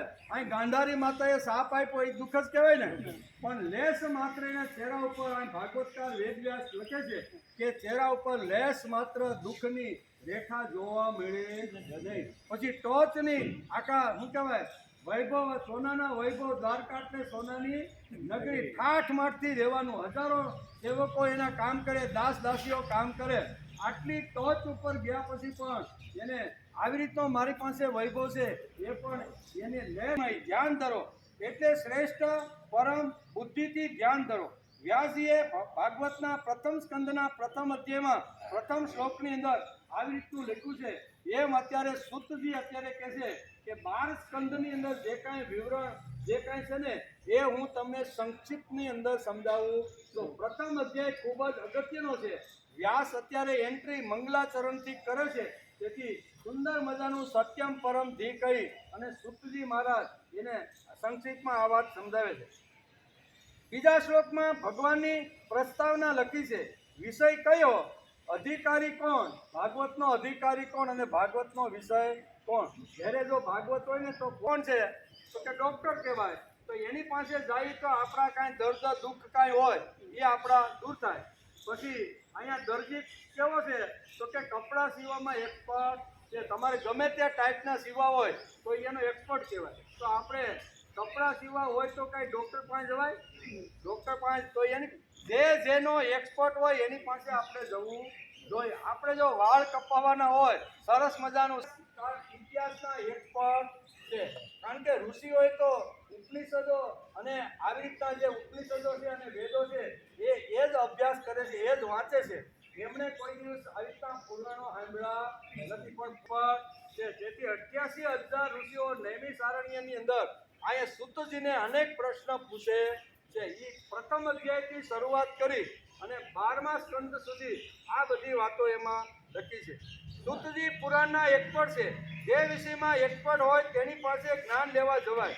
શરીરમાં તકલીફ કરવા ધરતી ઉપર નીકળ્યા અને ગામડે ગામડે નેહડે બધી હનુમાનજીના મંદિરો જોયા અને કીધું કે આ તો હવે કાલ સવારનો હનુમાન. અને ભગવાન વનમાં 14 વર્ષ ગયા, એમાં પંચવટીથી પછી જે સીતાજીનું હરણ થયું અને 400 મહિના વર્ષ હતી રામની હારે રહ્યો. ત્યાં તો આ ગામડે ગામડે મીણો પૂંજાવા. અને હું તો કે વર્ષોથી ભક્તિ કરતો આવું છું. અને નારદજીની સોટલી ખીતો થઈ, સમજ્યા. પણ કાવ્ય લખેલું છે વિજયારામજી હરિયાણી કવિ, પણ એમાં દોહો એક પહેલો લીધો છે. કારણ કે જેનું હોય એનું કહેવું પડે. મીરાબાઈનું લખેલું હોય, જેઠીરામનું નામ નામાસરણમાં લખીએ તો મીરાબાઈ. અધ્યાય 12 એમાં અત્યારે એટલે કે શ્રીમદ ભાગવતની સંક્ષિપ્ત એટલે ટૂંકી 12 સ્કંદમાં કેટલી વાતો આવે છે એ ટૂંકમાં બધું વર્ણન કરેલું છે. એનો વિચાર આવે છે ને પ્રથમ સ્કંદની અંદર આપણે આ સૂચિ જોઈ. બીજા સ્કંદની અંદર યોગ ધારણા દ્વારા શરીર ત્યાગની વિધિ, બ્રહ્માજી અને નારદજીનો સંવાદ. જો આપણે જો બુદ્ધિપૂર્વક જો આવા મહાન ચરિત્રો જો વાંચીને તો આપણે ખબર પડે કે આ મહાન ચરિત્રો કેટલા મહાન અને દિવ્ય અને તેજસ્વી છે.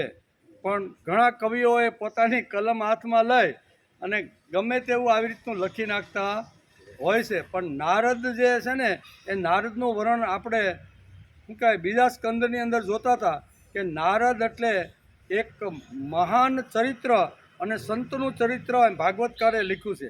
એટલે એનો સંવાદ જે આવે છે ને એ ભાગવતના બીજા સ્કંદની અંદર આવે છે. યોગ ધારણા દ્વારા શરીર ત્યાગની વિધિ, બ્રહ્માજી અને નારદજીનો સંવાદ, અવતારોની સંક્ષિપ્ત ચર્ચા તથા મહતત્વ આદિ નથી, આદિ ક્રમથી પ્રકૃતિ સૃષ્ટિની ઉત્પત્તિ વગેરે વિષયનું વર્ણન બીજા સ્કંદની અંદર આવે છે. આટલા વિષયો બીજા સ્કંદની અંદર આવ્યા એમ સંક્ષિપ્તની અંદર સૂતજી અત્યારે અહીંયા સૌનાદિક ઋષિઓને કહે છે. ત્રીજા સ્કંદમાં સર્વપ્રથમ વિદુરજી અને ઉદ્ધવનો, પછી વિદુરજી અને મૈત્રેયજીના સમાગમ અને સંવાદનો પ્રસંગ આવે છે ત્રીજા સ્કંદમાં, બરાબર ને. પ્રથમ અત્યારે ઉદ્ધવ અને અહીંયા કોણ મળે છે તો કે ઉદ્ધવ અને વિદુરજી મળે છે યમુના નદીના કિનારા ઉપર. ઘણા સમય સુધી બેનો સંવાદ ચાલે છે. અને ત્યાંથી પછી આવી રીતના મૈત્રેયજી અને વિદુરનો સમાગમ અહીંયા હિમાલયની અંદર થાય છે. એનો પણ વિચાર આપણે કર્યો. ત્યાર પછી પુરાણ સંહિતાના વિષયમાં પ્રશ્ન પૂછાયો છે. અને પછી પ્રલય કાળમાં પરમાત્મા કઈ રીતે બિરાજે છે તેનું નિરૂપણ અહીંયા ત્રીજા સ્કંદની અંદર વેદવ્યાસે લખ્યું છે. ગુણોના ક્ષોભથી પ્રકૃતિ સૃષ્ટિ અને મહત્તત્વ વગેરે 7 પ્રકારની પ્રકૃતિ વિકૃતિઓ દ્વારા કાર્ય સૃષ્ટિનું વર્ણન કરવામાં આવ્યું છે.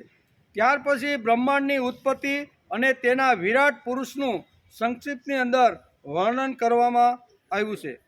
ત્યાર પછી સ્થૂળ અને સૂક્ષ્મ કાળનું સ્વરૂપ, બ્રહ્માજીનો પ્રાદુર્ભાવ, રસાતળમાં ડૂબેલી પૃથ્વીનો ઉદ્ધાર, હિરણ્યાક્ષરનો વધ, દેવો, પશુ પક્ષીઓ અને મનુષ્યની સૃષ્ટિ અને રુદ્રની ઉત્પત્તિનો પ્રસંગ આવે છે. ત્યાર પછી બ્રહ્માજીના શરીરમાંથી શ્રી સ્વયંભૂ મનુ અને સ્ત્રીઓની આદ્ય પ્રકૃતિ એવી 17 રૂપાની અર્ધ નારીનું ઉત્પન્ન થવું, જેમાં મનુ રાજાને ત્યાં દેવહૂતિનો જન્મ, તેમની પ્રજાપતિ કરદમ ઋષિ સાથે વિવાહ, તેમનાથી મુનિ પત્નીઓનો જન્મ, મહાત્મા ભગવાન કપિલનો અવતાર અને પછી કપિલ તથા તેમના માતા દેવહૂતિનો સંવાદનો પ્રસંગ અહીંયા ત્રીજા સ્કંદની અંદર વ્યાસે લખ્યો છે. અત્યારે સંક્ષિપ્તની અંદર આપણે શું કર્યું એ અત્યારે ઋષિઓને અત્યારે કહે છે. ચોથા સ્કંદમાં મરીચ વગેરે 9 પ્રજાપતિઓની ઉત્પત્તિ, દક્ષના યજ્ઞનો વિધ્વંસ, બરોબર ને? વિમાનો બધા કૈલાસ ઉપરથી જતા હતા દેવોના, અને પાર્વતી જોવે છે કે આ બધું શું છે, એક જણાને ઉતાર્યું વિમાન, કે આ બધા શું છે, તો કે તમને ખબર નથી, પ્રજાપતિએ કે અહીંયા હરિદ્વારની અંદર કે અહીંયા કનખલની અંદર તમારા જ પિતાએ સરસ મજાનો યજ્ઞનું આવી રીતનું આયોજન કર્યું છે, અને એમાં અમને આમંત્રણ મળ્યું છે, તેથી અમે બધા દેવતાઓ અમારી પત્નીઓ સાથે અમે જઈ રહ્યા છીએ. એમ થાય કે આ મારા પિતાને ત્યાં યજ્ઞ હોય અને અમને આમંત્રણ નહીં, એ તો હાળું ખોટું કહેવાય. એટલે દોડતા દોડતા ભગવાન શિવજીની પાસે આવીને બધી વાત કરે છે કે હાલો દેવી, હાલો કે ભગવાન, આપણે મારા પિતાએ ત્યાં યજ્ઞ કર્યો છે ત્યાં, એ કે આપણે આમંત્રણ નથી એમ, અને આમંત્રણ વગર જવું એ યોગ્ય નથી. અહીંયા આ પ્રસંગ આપણે જોયો તો હઠ પકડી, એમ હઠ પકડી એટલે ભગવાન સમજી ગયા શિવજી કે હવે ગયા વગર હાલશે નહીં, તેથી એને ખબર હતી કે હવે આ પાછી આવવાની નથી. એટલે કપડાં લતા જે કાંઈ બેગમાં હતું ને એ બધું ભરી અને આવી રીતના પોઠિયા ઉપર બેહાડી અને એને ગણોની સાથે ત્યાં પહોંચાડી દીધા. અને એ ઘટના આમાં આવે છે, એ ઘટના આની અંદર આવે છે. ચોથા સ્કંદમાં મરીચી વગેરે 9 પ્રજાપતિઓની ઉત્પત્તિ, પછી દક્ષના યજ્ઞનો વિધ્વંસ, પછી રાજર્ષિ ધ્રુવ અને પૃથુનું ચરિત્ર, પ્રાચીન મહર્ષિ તથા નારદજીના સંવાદનું વર્ણન છે. 5મા સ્કંદમાં પ્રિયવત રાજાની કથા આવે છે. નાભી રાજા, ઋષભદેવ અને ભરતજીનું ચરિત્ર, સપ્તદ્વીપ, સપ્ત સમુદ્ર અને ખંડોનું વર્ણન, પર્વતો સરિતાનું વર્ણન અને જ્યોતિચક્રનો વિસ્તાર અને પાતાળ નરકોની સ્થિતિનું નિરૂપણ અહીંયા 5મા સ્કંદની અંદર કરેલું છે. 5મા સ્કંદની અંદર અહીંયા ઋષભદેવની વાત પણ ભાગવતકાર વેદવ્યાસે લખી છે. ઋષભદેવ કેવા હતા તો કે જ્ઞાનની ટોચ ઉપર બેઠેલા, ભક્તિની પરિપક્વતા જેના જીવનમાં આવી ગઈ છે એવા ઋષભદેવ હતા. બરો રાજા હતા, સત્તા હતી, સંપત્તિ હતી, ઘણા સરસ મજાના દીકરાઓ પણ હતા. પણ એક દિવસ એને વિચાર આવ્યો કે મારા ગયા પછી મારા દીકરાઓ આ રાજ કરવાના છે, તેથી રાજ કરતાં પહેલાં એ પોતાના બધા દીકરાઓને પાસે બેસાડી અને સુંદર મજાની આ બધી વાતો કરે છે કે ભાઈ તમે મારા પછી ગાદી ઉપર બેસવાના છો ને. ઋષભદેવ કહે છે ધૈર્ય, ઉદ્યોગ, ભક્તિ, સદભક્ત સંગ, પછી દ્વંદ્વો સામે ઊભા રહેવાની હિંમત, તૃષ્ણા, પરિત્યાગ અને પ્રભુ પ્રત્યે કામ કરવાની શક્તિ, વૃત્તિ અને તૈયારી, આ 7 વાતો તમારે બધાએ જીવનમાં લાવવાની છે. પુત્રને આવી રીતનો સંદેશો આપ્યો છે. એ ઋષભદેવના ચરિત્રની અંદર ભાગવતકારે સુંદર મજાનું વર્ણન કર્યું છે. 6ઠા પછી ભરતજીનું પણ વર્ણન છે. ભરતજી યુવાન હતા અને યુવાન વયમાં દીકરો મોટો થઈ ગયો એટલે એને એમ થયું કાંઈ વાંધો નહીં, ભલે હવે મારી ઉંમર 50 વર્ષની હોય તો દીકરાને ગાદી ઉપર બેસાડી અને આત્મકલ્યાણ માટે હું ગંડકી નદીના કિનારા ઉપર જાઉં. આમ કરી અને આટલું મોટું ચક્રવર્તી રાજ્ય, બરોબર ને, રાજા એટલે સામાન્ય 1 જિલ્લાનો કે 2 જિલ્લાનો નહીં, પણ એ કાળમાં ચક્રવર્તી રાજા ભરત હતા. એણે વિચાર કર્યો કે આત્માના કલ્યાણ માટે હવે મારે રાજ્ય છોડી અને દીકરાને ગાદી ઉપર બેસાડી અને મારે મારું કલ્યાણ કરવા માટે જો યુવાન વયની અંદર પોતાના દીકરાને બેસાડી અને ગંડકી નદીના કિનારા ઉપર તપસ્યા કરવા માટે, સાધના કરવા માટે ધ્યાન ધરી અને પ્રભુનો પ્રેમ મેળવવા માટે બેસી જાય છે. એનો પ્રસંગ આપણે જોયો, બરોબર ને. બધું એટલો મોટો ત્યાગ કરી અને પર્ણકુટી બનાવીને જે સાધના કરતો હોય એને કેટલું મોટું આ કહેવાય. પણ છતાંય એક દિવસ ગંડકી નદીના કિનારે સવારના વહેલા પોરની અંદર એ સ્નાન કરવાને સંધ્યા કરવા માટે જાય છે. એક હરણાની પાછળ આવી રીતનો સિંહ પડે છે મારવા માટે, હરણી બચવા માટે કૂદકો મારી અને આ એક કાંટાથી બીજા કાંટા ઉપર જવા જાય છે. ગર્ભવતી હતી અને ગર્ભ સરી ગયો, હરણી મરી ગઈ અને આ બાળક આવી રીતનું હરણીનું છે એને મારે સંભાળવું જોઈએ. એમ આવી રીતની ધ્યાન ધરતા ધરતા અથવા આમ કહેવાય કે સંધ્યા કરતાં કરતાં ભરતને વિચાર આવ્યો અને પછી તો એની અંદર એટલા ઓતપ્રોત થઈ ગયા હરણીના બચ્ચાની પાછળ. ગમે ત્યાં જાય, સાથે લઈ જાય, કોણું કોણું ઘાસ લાવે, મારી હરણી મારી હરણી. ક્યાંય બહાર ગયા હોય ને કોઈ ઋષિને મળવા તો એનું ધ્યાન ક્યાં હોય? મારી હરણીએ તપોવનમાં પાણી પીધું છે, ઘાસ ખાધું છે, આવું સતત થાય છે. અને બીજો જન્મ એનો ક્યાં મળ્યો? હરણીની અંદર. એનું આખું બધું બહુ સરસ વર્ણન ભાગવતકારે લખ્યું. એનો આપણે વિચાર તે દિવસે કર્યો હતો.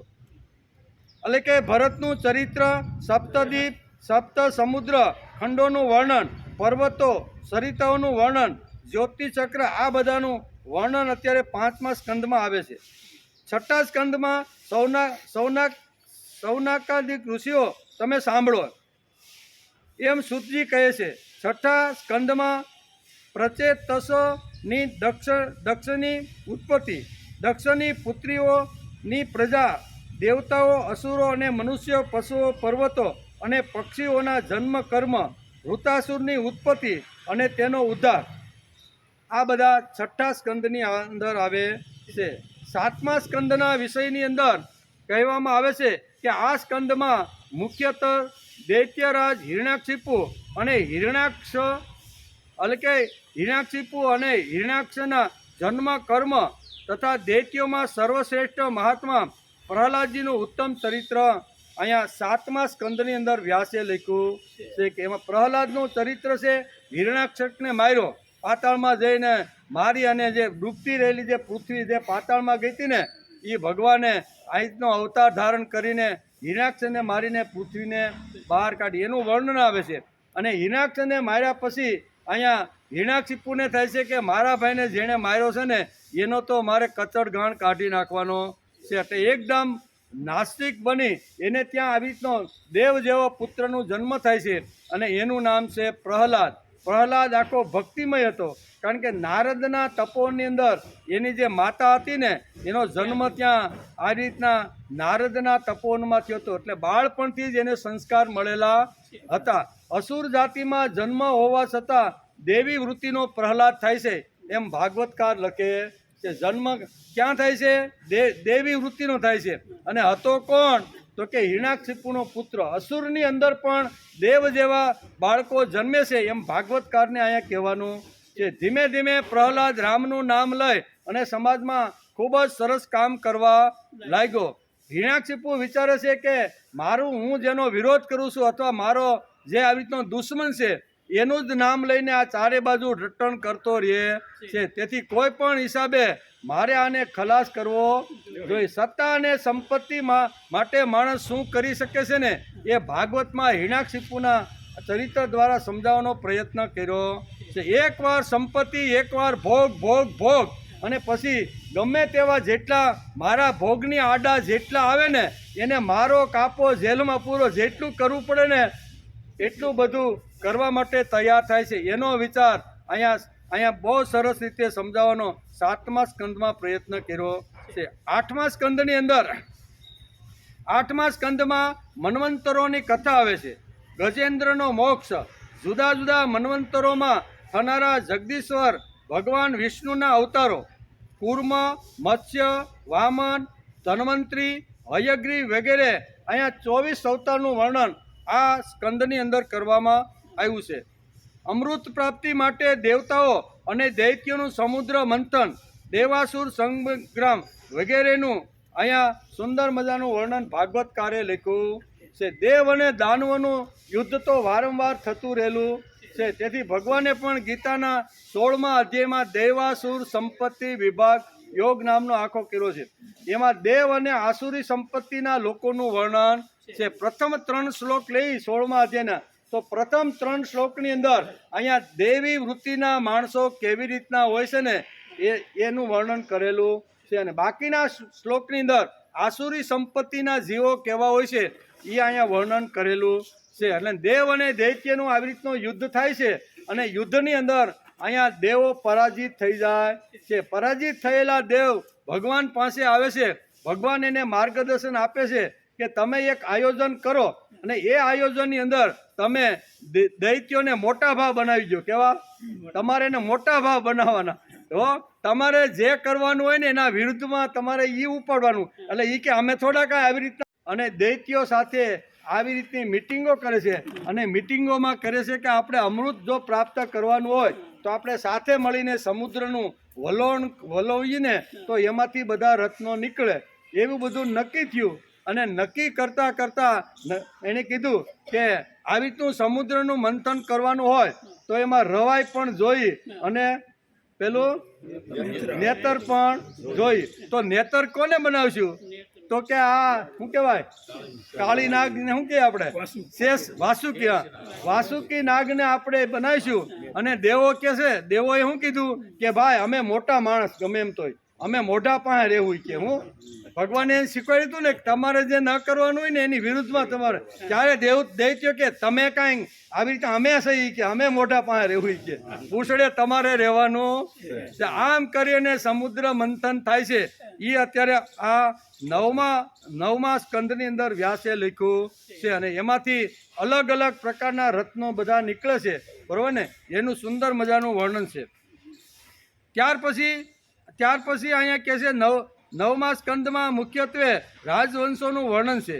ઈક્ષ્વાકુ વંશનું ઉત્પત્તિ, તેમનું કાર્ય, તેમનો વંશ વિસ્તાર, મહાત્મા, સુધમ્ન, ઈલા અને તારાનું વ્યાખ્યાન આવે છે. આ બધાનું વર્ણન કરવામાં આવ્યું છે. સૂર્યવંશની કથા, સસાદ અને મૃગ રાજાનું ચરિત્ર પણ આની અંદર છે. સુકન્યાનું ચરિત્ર, સરિયાતી, સટગ્રાંગ, માધાનતા, સૌભરી, સગર, બુદ્ધિમાન, કકુસ્થ અને કૌશલદેવ ભગવાન રામના સર્વપહારી ચરિત્રનું વર્ણન અહીંયા નવમા સ્કંદની અંદર કરવામાં આવ્યું છે. દેહત્યાગ તથા જનક વંશની ઉત્પત્તિનું વર્ણન પણ નવમા સ્કંદની અંદર ભાગવતકાર વેદવ્યાસે લખ્યું છે. એમ સૂતજી અત્યારે સંક્ષિપ્તની અંદર અત્યારે અહીંયા સૌનક ઋષિઓને આ વાત કહે છે.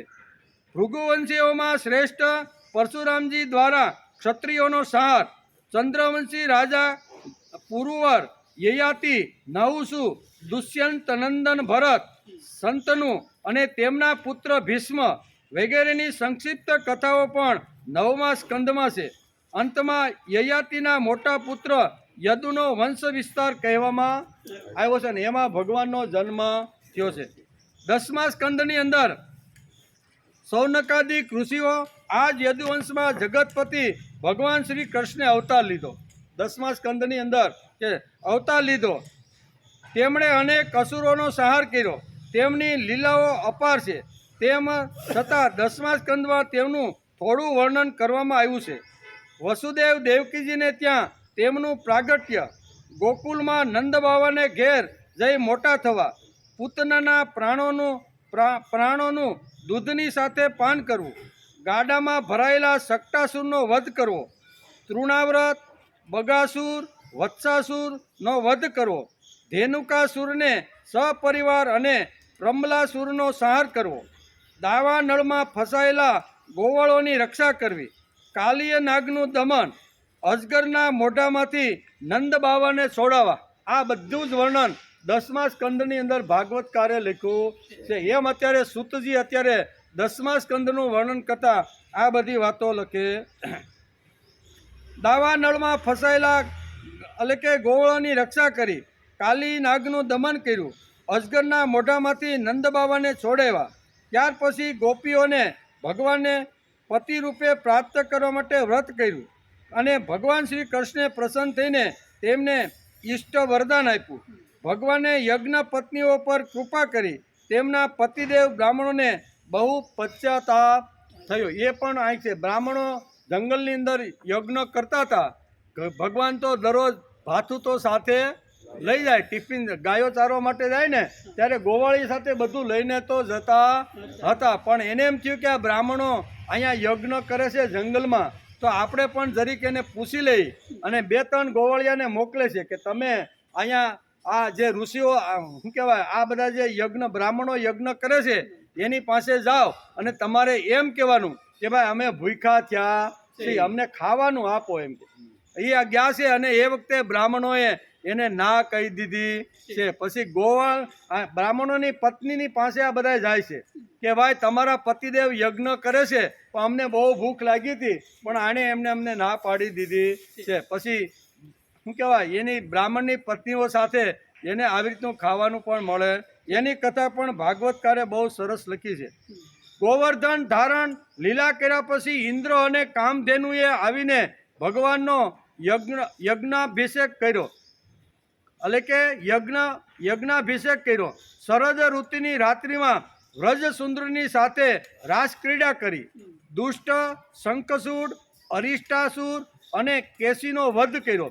ત્યાર પછી અક્રુજી મથુરાથી વૃંદાવન આવ્યા અને તેમની સાથે ભગવાન શ્રી કૃષ્ણ અને બલરામજીને મથુરા માટે પ્રસ્થાન કર્યું. આ બધી કથા 10મા સ્કંદની અંદર આવે છે. એમ સૂતજી અત્યારે નૈમિષારણ્યમાં 88,000 ઋષિઓ જે ભેગા થયા છે એને સંક્ષિપ્તની અંદર 12 સ્કંદની વાતો સમજાવી રહ્યા છે કે હે ઋષિઓ તે પ્રસંગે વ્રજસુંદરીઓએ જે વિલાપ કર્યો છે તેનું વર્ણન કરવામાં આવ્યું છે. ભાગવતની અંદર આ બધું વર્ણન છે કે ભગવાન જ્યારે આવી રીતના રથમાં બેસી અને ગોકુળ છોડીને જ્યારે મથુરામાં જાય છે તો રસ્તાની અંદર બધી જ ગોપીઓ આવી રીતની આડી ફરીને રસ્તામાં એને રોકે છે. એનું પણ વર્ણન કરવામાં આવ્યું છે. રામ અને શ્યામે મથુરા જઈને ત્યાંની શોભા જોઈ તો ઓહો, કારણ કે પહેલી વાર મોટા નગરમાં આવ્યા હતા. નકર તો નાના નાના ગામડા વૃંદાવન હોય કે ગોકુળ હોય એ બધા નાના ગામ એ વખતના હતા. શહેરમાં તો પહેલી વર્ષે એને એન્ટ્રી મારી અને અહીંયા અક્રુજીને કહેશે કે મારો રથ છે ને મહેલમાં લઈ જવાનો નથી, મારે તો બગીચાની અંદર ઉતરવાનું છે, પણ કે તમે મારા મહેમાન થઈને મારી અહીંયા આવો ને અને પછી ફરીથી પાછો મારા બધા કામ પૂરા થાય ને પછી હું તમને મળવા આવી. આમ અક્રુજી એને બગીચામાં ઉતારી અને પછી પોતાને આવી નિવાસ સ્થાને જાય છે. અને બગીચામાં શા માટે ઉતાર્યા? ભાગવતકાર લખે છે ને વેદવ્યાસ અહીંયા મહાભારતની અંદર પણ આ બંને ઘટનાઓ વર્ણવે છે કે બગીચાની અંદર ઉતરીએ તો સામાન્ય લોકોની સાથે સંપર્કમાં રહેવાય. હું મહેલમાં એક વાર ઉતરી ગયા અને ચારે બાજુ સિક્યુરિટી ગોઠવાઈ ગઈ એટલે અહીંયા માખી કે મસર કે પક્ષી કોઈ ફરકી શકતું નથી. આવો એનો પેલો શું કહેવાય કાયદો હોય ને એ કાયદો કેવો કાયદા નામ છે કેવો કાયદો પણ ત્યાં લાગી જાય છે કે ભાઈ અહીંયા રાજનીતિના મોટા માણસો હે એવું કંઈક છે જે હોય તે ભલા કહેવાનો અર્થ કે એટલે અહીંયા રહેશે બધા ગામના રાત્રે મળવા માટે આવે છે, બધી વાતચીતો થાય છે કે ભાઈ તમારા રાજા કેવો છે કેમ છે એ બધી જાણકારી અહીંયા 2 દિવસની અંદર બધી મેળવી લે છે. બીજે દિવસે મથુરાની શેરીમાં ફરવા નીકળે છે. એનો આબેહૂબ આવી રીતનો શણગાર, કારણ કે યજ્ઞ રાજા કરે છે એટલે આખું નગર શણગારવામાં આવ્યું હતું. પ્રથમ ધોબી મળે છે. ધોબીને કપડાં કે ભાઈ આવા સરસ મજાના ઝરીવાળા કપડાં કોના છે? તો કે અમારા રાજા કંસના છે. તો અમને આપની ભાઈ? એ કે આ તમને અપાય નહીં, આ તો અમારા રાજાના છે. એ કે આપની ભાઈ? ન આપ્યું એટલે પછી યમપુરી એને પહોંચાડી. કુબજા મળે છે. એ સમજે છે કે આ જે હું ચંદન જે ઘસું છું ને એ રાજા માટે છે, પણ આ રાજના કુંવારો જે બંને જે આ જે છોકરાઓ છે ને છોકરાઓ જ કે ને બંને છોકરાઓ ગોકુળમાંથી પહેલી વાર આવે છે અને ગોપીઓ જ્યારે મથુરામાં દહીં દૂધ વેચવા માટે આવતી હતી ને ત્યારે આ 2 બાળકોનું ખૂબ વર્ણન કરતી હતી એવું જ મને લાગે છે. એટલે આના તો ચમત્કાર અમે ઘણા બધા સાંભળ્યા છે. ગોકુળની અંદર કેટલા મોટા લોકોને યમપુરી પહોંચાડી દીધા છે અને ગોપીઓ જોડે કેટલો મોટો પ્રેમ કર્યો છે.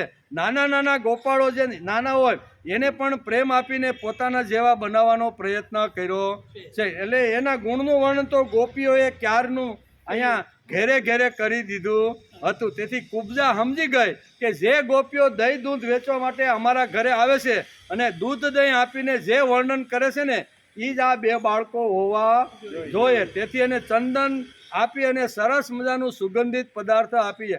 આમ સુંદર મજાની કથા અહીં કહે છે કે અહીં ભાગવતકારે લખી છે. ત્યાર પછી એનું વર્ણન આવે, રામ અને શ્યામ મથુરા જઈને ત્યાંની શોભા જોઈને કુલ યવડ હાથી, મુષ્ટિક, સાણુર અને કંસ વગેરેનો સંહાર કરે છે. સાંદીપની ગુરુને ત્યાં વિદ્યાભ્યાસ કરીને તેમના મૃત્યુ પામેલા પુત્રને પાછો લાવી આપે છે. હે સૌનદિક ઋષિઓ, જે સમયે ભગવાન શ્રી કૃષ્ણ મથુરામાં નિવાસ કરી રહ્યા હતા તે સમયે તેમણે ઉદ્ધવ અને બલરામજીની સાથે યાદવોનું બધી રીતે પ્રિય અને હિત કર્યું છે. બરોબર. આવી રીતના સાંદીપનીમાંથી આવી અને મથુરાની અંદર ઘણા વર્ષો સુધી રહ્યા છે. અને જે વખતે યાદવો અથવા કંઈ અગવડ પડે તો ભગવાન આવી રીતના ઊભા છે. એમ કે જરાસંઘ ઘણીવાર મોટી મોટી સેનાઓ લઈને આવ્યો અને ભગવાને તેમનો ઉદ્ધાર કરીને ભૂમિનો ભાર ઓછો કર્યો. કાલ યવનને મુચકુંદ પાંચે ભસ્મ કરાવી દીધો. દ્વારકાપુરી વસાવીને રાતોરાત બધાને ત્યાં પહોંચાડી દીધા. સ્વર્ગમાંથી કલ્પવૃક્ષ અને સુધર્મ સભા લઈ આવ્યો. ભગવાને શત્રુઓના સમૂહોનો યુદ્ધમાં પરાજિત કરી રૂકમણીનું હરણ કર્યું. બાણાસુર સાથેના યુદ્ધમાં મહાદેવજી ઉપર એવું બાણ છોડ્યું કે તેઓ બગાસા ખાવા લાગ્યા અને આ બાજુ બાણાસુરની ભુજાઓ કાપી નાખી. પ્રાંગજલિ જ્યોતિષપુરના સ્વામી ભૌમાસુરને મારીને 16,000 કન્યાઓ સાથે પાણી ગ્રહણ કર્યું. શિશુપાલ, પૌંડ્રુક, સાલ્વ, દુષ્ટ દંતવક્ર, સંબાસુર, દ્વિદિત, પીઠ, મૂર, પાંચજન્ય વગેરે દૈત્યોના બળ પરાક્રમનું વર્ણન કરીને એ વાત કહેવામાં આવી કે ભગવાને તેમને બધાને યમપુરી પહોંચાડી દીધા છે. જેણે જેણે ભગવાનનું માયનું નથી ને બરોબર એવા બધાને યમપુરી પહોંચાડી.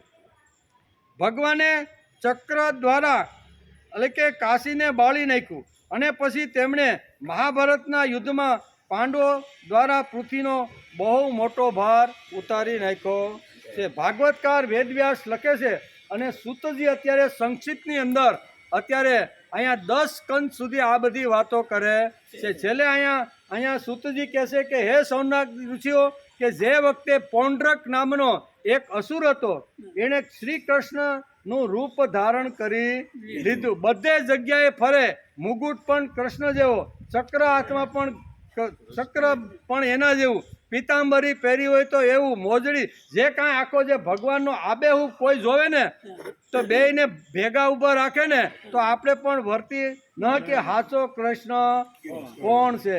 આમ કરી અને એણે મથુરા ઉપર શું કહેવાય અહીંયા દ્વારકા ઉપર આવી રીતનો ભગવાનની ગેરહાજરીમાં આવી રીતનો હું હાચો કૃષ્ણ છું, તમારે બીજા કોઈને માનવાની જરૂર. કૃષ્ણની ગેરહાજરીમાં પૌંડ્રુક નામનો જે રાક્ષસ હતો ને એ કૃષ્ણનું આબેહૂબ ધરીને દ્વારકાની અંદર પેસી જાય છે. દ્વારકામાં બધા અવાક થઈ જાય છે. કૃષ્ણ ભગવાન તો કહેતા હતા કે ઘણા સમય પછી હું આવવાનો છું અને આ વહેલા કેમ આવી ગયા, એટલે કે તમારે ચિંતા કરવાની, હું જ કૃષ્ણ છું અને તમે ભલે મને કીધું હોય પણ હું મારું કામ વહેલું પતાવીને આવું બધી ચર્ચા થાય છે. અને પછી ભગવાન એના સમય પૂરો કરીને આવે છે તા તો પૌંડ્ર તો અહીં જમાવીને બેસી ગયો છે કૃષ્ણ તરીકે. કેવો ભગવાન દ્વારકામાં જેવા પ્રવેશ થાય છે અને પ્રજા તો અવાક થઈ ગઈ કે એક કૃષ્ણ તો અત્યારે છે અને આ બીજો ક્યાંથી આવ્યો, આવું પ્રજાને થવા લાગ્યું. પણ જ્યારે ખબર પડી કે આવનાર બનાવટી આવી રીતનો પૌંડ્ર નામનો જે રાક્ષસ છે ને એને કળશ પહેરી લીધો છે અને ભાગ્યો પછી અને કાશી નગરીની અંદર કાશી રાજા એ વખતનો જે રાજા હતો એનો એને આશ્રય લીધો. એ કે ભાઈ મને બચાવો, ઓરિજિનલ કૃષ્ણ મારી પાછળ પડ્યો છે. ભગવાન શ્રી કૃષ્ણ સુદર્શન ચક્ર લઈ અને આ બનાવટી કૃષ્ણને મારવા માટે જાય છે. બનાવટી કૃષ્ણ કાશીની અંદર રાજાના શું કહેવાય રાજાના અંડરની અંદર આવીને રક્ષણની માગણી કરે છે. ભગવાન કૃષ્ણ કાશી પહોંચે છે. કાશી જઈને કહે છે કે તમે જેનો સંગ્રહ કર્યો છે ને એ રાક્ષસને મારવા માટે હું આવ્યો છું, એ તમે મને સોંપી જો. એ કે મારે આશરે આવ્યો હોય, મારી શરણાગતિ લીધી હોય અને હું થોડો આપું, તમારે જે થાય તે કરી લ્યો. ભગવાન વિચાર કે આની દાઢી પણ માગતી હોય એવું લાગે છે. અને એ વખતે ભગવાને સુદર્શન ચક્ર કરી અને આ બંને એ વખતનો જે રાજા હતો તે અને પૌંડ્રક બંનેને ચક્રથી આવી રીતના ખલાસ કરી નાખે. એ કથા પણ ભાગવતકારે સરસ મજાની લખી છે. એમ કરીને 10 સ્કંદ સુધી અત્યારે સૂતજી અત્યારે અહીંયા શું કહે છે, સૌનકાદિક ઋષિને સંક્ષિપ્તની અંદર 12 સ્કંદનું જે વર્ણન છે ને એ અહીંયા સુધી કે છે, પણ આપણો ટાઈમ પૂરો થઈ ગયો. 2 સ્કંદ બાકી છે, 11 અને 12. એ આપણે આવતીકાલે આવશું. અને થોડોક 13માં થોડાક શ્લોકો છે, બરોબર ને, એનો વિચાર આપણે આવતીકાલે સોમવારથી આપણે આવતીકાલે આપણો શ્રીમદ ભાગવતનો છેલ્લો દિવસ છે. એટલે છેલ્લા દિવસે આવે તે અને પહેલા દિવસે આવે તે એ બધે હાજર જ કહેવાય. આખા ભલે ને 342 દિવસમાં ન આવ્યો હોય તો હાલે, કોઈ અઠવાડિયાની, કોઈ 2 મહિનાની, કોઈ સાંભળી જ લીધું કે આ એ બધી કથાઓ આવી હતી. એટલે એનો વિચાર આપણે 11 અને 12 જે સ્કંદ છે ને એનો વિચાર આપણે આવતીકાલે શુક્રવાર એટલે ઓમે અઠવાડિયાનો આપણો છેલ્લો દિવસ, અને પછી સોમવારથી શ્રીમદ ભગવદ્ ગીતાનો વિચાર કરવાનો છે. એનો વિચાર આપણે સોમવારથી ભગવદ્ ગીતાનો વિચાર કરીશું. વસુદેવ સુતં દેવં કંસચાણૂરમર્દનમ દેવકી પરમાનંદમ કૃષ્ણં વંદે જગદ્ગુરુ. ગુરુર્બ્રહ્મા ગુરુર્વિષ્ણુ ગુરુર્દેવો મહેશ્વર ગુરુ સાક્ષાત પરબ્રહ્મ તસ્મૈ શ્રી ગુરુવે નમઃ. નારાયણં નમસ્કૃત્યં નરં ચૈવ નરોત્તમં દેવી સરસ્વતી વ્યાસં તતો જયમુદીરયે. તતો જય